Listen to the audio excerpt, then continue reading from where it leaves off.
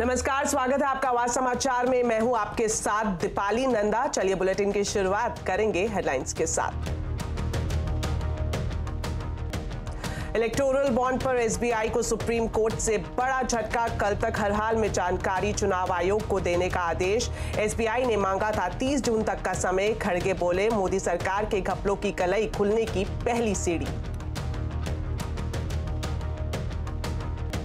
कारोबारी हफ्ते के पहले दिन बाजार में बिकवाली। सेंसेक्स निफ्टी गिरावट के साथ बंद। मिड कैप स्मॉल कैप शेयरों पर दबाव। सेंसेक्स 617 और निफ्टी 161 अंक लुढ़का। Are there some entities which are perhaps misusing that facilitative framework? We have received feedback that that is the case. SME IPO पर सेबी चेयरपर्सन के बयान के बाद बीएसई एसएमई इंडेक्स में 2% से ज्यादा की गिरावट। माधवीपुरी बुच बोली, सेबी के रडार पर कई एसएमई आईपीओ, कीमतों में हेराफेरी पर है नजर।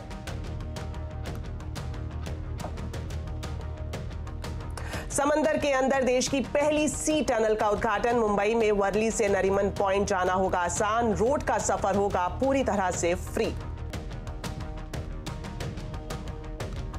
गुरुग्राम में द्वारका एक्सप्रेसवे के 19 किलोमीटर लंबे हरियाणा सेक्शन पर प्रधानमंत्री मोदी ने किया उद्घाटन। 1 लाख करोड़ रुपए की 114 हाईवे प्रोजेक्ट की भी शुरुआत। ड्रोन दीदियों को सौंपे 1000 ड्रोन।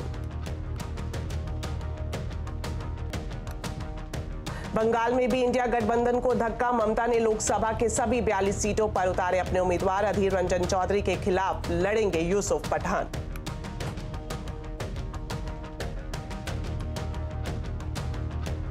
ऑस्कर में ओपनहाइमर की धूम। बेस्ट फिल्म समेत जीते 7 Oscar. Cillian best actor, Nolan best director, poor things के लिए एमा बेस्ट एक्ट्रेस, बार्बी को 1 ऑस्कर।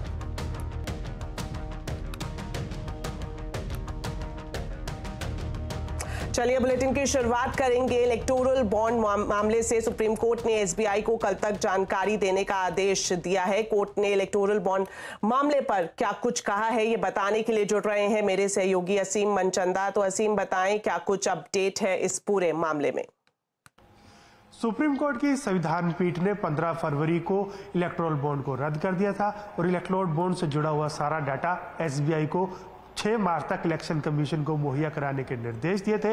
लेकिन 4 मार्च को एसबीआई ने एक एप्लीकेशन फाइल करके इसके लिए 3 महीने का वक्त और मांगा था। आज जब इस मामले की सुनवाई हुई तो वरिष्ठ वकील हरीश साल्वे ने एसबीआई का पक्ष रखा। उन्होंने कहा कि दोनों डाटा जो है अलग अलग साइलोज में है, इनको इकट्ठा करना है, इनको कोलेक्ट करना है और इसमें कम से कम 3 महीने का वक्त लगेगा। लेकिन सुप्रीम कोर्ट ने साफ इनकार कर दिया। सुप्रीम कोर्ट ने एसबीआई को फटकार भी लगाई। सुप्रीम कोर्ट ने कहा कि जो डाटा मांगा गया है वो आसानी से उपलब्ध है।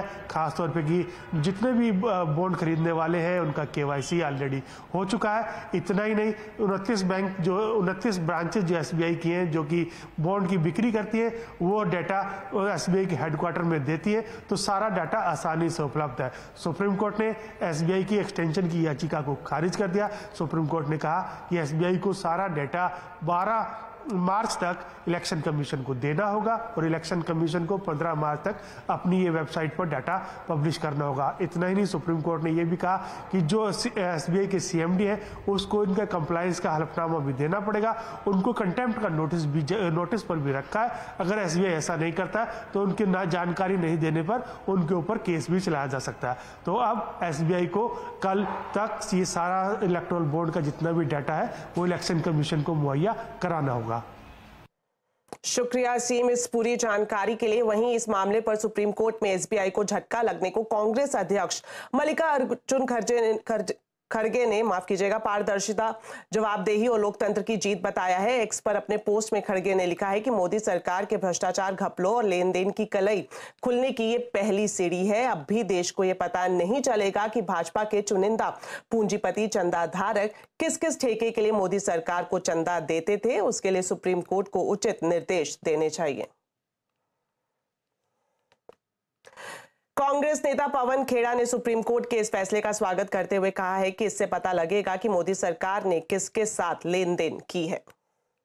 देश के लोकतंत्र के लिए विक्ट्री है, एक एक वोटर के लिए विक्ट्री है। हमारा ये जानने का हक है कि किस कंपनी ने किस पॉलिटिकल पार्टी को कितना पैसा दिया और उसके बदले में उस कंपनी को क्या मिला।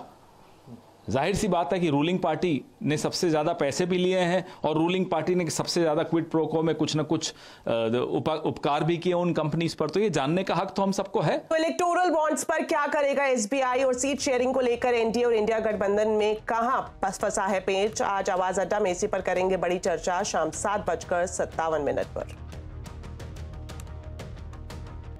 चलिए अब बढ़ते हैं आगे। मुंबई के कोस्टल रोड फेज 1 का उद्घाटन आज हो गया है। इसका नाम धर्मवीर संभाजी महाराज कोस्टल रोड रखा गया है। ये कोस्टल रोड वर्ली से मरीन ड्राइव को जोड़ेगा। मुंबई के लोग इस रोड का इस्तेमाल कल यानी 12 मार्च से कर सकेंगे। 10 किलोमीटर इस रोड के जरिए सफर का समय 40 मिनट से घटकर सिर्फ 10 मिनट हो जाएगा। महाराष्ट्र के मुख्यमंत्री एकनाथ शिंदे और उप मुख्यमंत्री देवेंद्र फडणवीस ने इसका उद्घाटन बेस्ट की इलेक्ट्रिक बस को हरी झंडी दिखाकर किया। इसी कोस्टल रोड का हिस्सा है भारत की पहली अंडर सी टनल। बता दें 10 किलोमीटर लंबे कॉरिडोर में 2.7 किलोमीटर की टनल रोड बनाई गई है। 2.7 किलोमीटर की टनल में करीब 900 मीटर का हिस्सा समुद्र के नीचे है, 1 किलोमीटर का हिस्सा मालाबार हिल के नीचे है। वहीं इस टनल के अंदर 60 किलोमीटर प्रति घंटे की स्पीड लिमिट रखी गई है। एंट्री और बाहर निकलते समय मैक्सिमम स्पीड 40 किलोमीटर प्रति घंटा तय की गई है। चलिए अब बात करेंगे बाजार की। आज कारोबारी हफ्ते के पहले दिन बाजार लाल निशान पर बंद हुआ। सेंसेक्स 617 अंक गिरकर 73,503 पर बंद हुआ। वहीं निफ्टी 161 अंक गिरकर 22,333 पर बंद हुआ। आज सबसे ज्यादा बिकवाली मेटल, बैंकिंग और एनर्जी शेयरों में रही। वहीं रियलिटी, पीएसई, एफएमसीजी इंडेक्स भी गिरावट के साथ बंद हुए। गोल्डीलॉक्स प्रीमियम रिसर्च के फाउंडर गौतम शाह का कहना है कि बाजार में मिड कैप, स्मॉल कैप में प्रॉफिट बुकिंग का दौर चल रहा है, इसलिए निवेशक लार्ज कैप में निवेश कर सकते हैं। मुझे लग रहा है कि ये बाजार अभी भी काफी स्ट्रांग रहेगा। 22,500 एक इंपॉर्टेंट मार्कर नंबर है। हो सकता है कि यहाँ पर एक कंसोलिडेशन थोड़ी बहुत हो, बट एक बार 22,500 निकलता है तो 300 से 500 पॉइंट की और तेजी निकलेगी। बट निफ्टी में मुझे लगता नहीं है कि कोई परसेंटेज टर्म्स में बहुत बड़ी मूव आएगी। ऐसी बाजार धीरे धीरे ऊपर चलता रहेगा और सपोर्ट लेवल्स ज्यादा इंपॉर्टेंट है। तो जब तक बाजार 21,850 से 21,900 के ऊपर है तब तक मेरे हिसाब से ट्रेंड इंटैक्ट है और धीरे धीरे 23,400 के लेवल्स तक जानी चाहिए। बट अगर आप लार्ज कैप्स की बात करें, अभी अपॉर्चुनिटी टॉप 100 स्टॉक्स में है तो उसमें फोकस कीजिए। मिड कैप्स और स्मॉल कैप्स में अपॉर्चुनिटी अभी रही नहीं, वहां पर प्रॉफिट बुकिंग हो रही है। स्मार्ट मनी वापस लार्ज कैप्स में चला गया है, तो लग रहा है कि पूरा मार्च अभी लार्ज कैप्स में ही फोकस रहेगा। चलिए अब बात करेंगे प्रधानमंत्री नरेंद्र मोदी के महत्वाकांक्षी प्रोजेक्ट बुलेट ट्रेन की। गुजरात और महाराष्ट्र में बुलेट ट्रेन के काम में तेजी आती हुई दिखाई दे रही है। जल्द ही भारत में पहली बुलेट ट्रेन दौड़ने लगेगी। पूरे इंफ्रास्ट्रक्चर का काम नए सिरे से हो रहा है। अहमदाबाद की साबरमती नदी पर चल रहे काम का जायजा लिया हमारे संवाददाता केतन जोशी ने। इस वक्त हम अहमदाबाद की साबरमती नदी के ऊपर खड़े हैं, जहां पर बुलेट ट्रेन का काम बुलेट गति से हो रहा है। यह साबरमती रिवर के ऊपर यहाँ जो ब्रिज बनाएगा बुलेट ट्रेन के लिए, उसका काम देखिए कि कितनी तेज़ी से चल रहा है। इस प्रोजेक्ट की मुख्य विशेषता ये है कि गुजरात और महाराष्ट्र में सभी सिविल कॉन्ट्रैक्ट के काम दिए जा चुके हैं। 143 किलोमीटर गर्डर लॉन्च किए जा चुके हैं और 290 किलोमीटर पियर कास्टिंग भी पूरी हो चुकी है। गुजरात डीएनएच और महाराष्ट्र में 100% लैंड एक्विजिशन का काम भी हो चुका है। सभी डिपो और इलेक्ट्रिकल के कॉन्ट्रैक्ट भी दिए जा चुके हैं। जापानी शिनकानसेन ट्रेन में इस्तेमाल किए जाने वाले जो कॉरिडोर ट्रैक सिस्टम है उसको बिछाने का काम भी तेज़ी से जारी है। आप देखिए कि यहाँ पर एक तरफ जो नॉर्मल ट्रेन है उनका ट्रैक है और उनके ठीक बगल में बुलेट ट्रेन का एक ट्रैक बनेगा। तो अहमदाबाद के साबरमती इलाके में इस वक्त हम मौजूद है और यहाँ से जब ट्रेन निकलेगी तो ठीक इसी साबरमती नदी के ऊपर से गुजरेगी और सिर्फ अहमदाबाद में नहीं लेकिन अहमदाबाद से लेकर बीकेसी जहाँ पर उनका पहला स्टेशन होगा और साबरमती यहाँ गुजरात से पहला स्टेशन होगा, उनके बीच में जो काम है वो काफ़ी तेज़ी से चल रहा है। और जो सूत्रों ने हमें जानकारी दी है उसके मुताबिक आने वाले 1.5 साल में जो ट्रायल रन रहेगा वो बिलीमोरा से सूरत के बीच में होगा। तो जब बुलेट ट्रेन की डेडलाइन है 2027 में, लेकिन उससे पहले भी ट्रायल रन हो जाएगा और काम उसी गति से चल रहा है। केतन जोशी, अहमदाबाद। प्रधानमंत्री नरेंद्र मोदी ने ड्रोन दीदियों को आज तोहफा दिया। उन्होंने 1000 से ज्यादा नमो ड्रोन दीदियों को ड्रोन सौंपे। ये ड्रोन फसलों की निगरानी, पेस्टिसाइड्स, फर्टिलाइजर का छिड़काव और बीज बुआई जैसे कामों में सहायता देगा। पीएम मोदी आज दिल्ली में सशक्त नारी विकसित भारत प्रोग्राम में शामिल हुए थे। इस दौरान उन्होंने नमो ड्रोन दीदियों के कृषि क्षेत्र में ड्रोन के इस्तेमाल के प्रदर्शन को भी देखा। कि हर महिला, हर बहन, हर बेटी को ये बताना चाहता हूं, जब जब मैंने लाल किले से आपके सशक्तिकरण की बात की, दुर्भाग्य से कांग्रेस जैसे देश के राजनीतिक दल, उन्होंने मेरा मजाक उड़ाया, मेरा अपमान किया। साथियों, मोदी की संवेदनाएं और मोदी की योजनाएं ये जमीन से जुड़े जीवन के अनुभवों से निकली है।